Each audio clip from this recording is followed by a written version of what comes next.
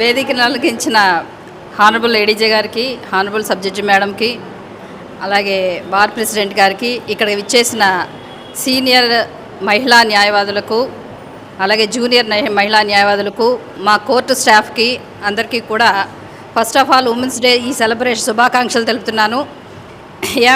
Even though it is a belated మనకు రోజు మహిళా దినోత్సవమే. నా ప్రకారం మార్చి 8 కాదు, ఎప్పుడైనా చేసుకోవచ్చు మనము.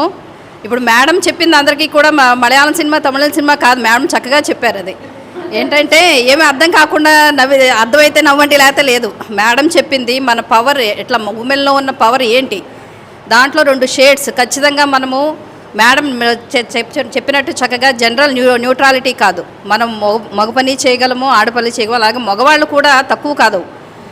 కొన్ని ఇళ్లలో సింగిల్ పేరెంట్స్ ఉంటారు, వాళ్ళ చిల్డ్రన్ వాళ్ళు చూడటం లేదా, వాళ్ళు అక్కడ సింగిల్ పేరెంట్ ఏం చేస్తారు, వాళ్ళ మదర్ చేసేది పిల్లలు ఆయన కూడా చేసుకుని వస్తారు. కాబట్టి ఎక్కడా కూడా మగవాళ్ళు తక్కువని కాదు, ఆడవాళ్ళు ఎక్కువని కాదు.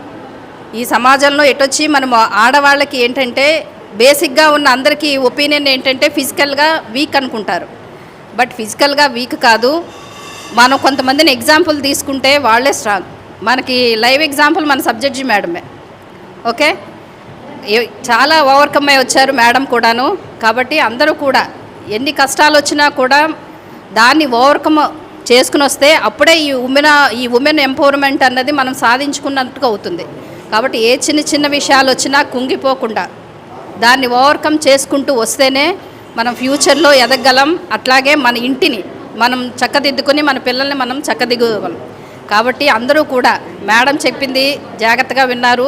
మళ్ళీ నేను ఇంకా చెప్పి మళ్ళీ ఏంటి దీన్ని ఇంకొక మలయాళ సినిమా చేయదలుచుకోలేదు. కాబట్టి ఇప్పుడు నవ్వేశారు మేడం, నేను కూడా నవ్వించాను.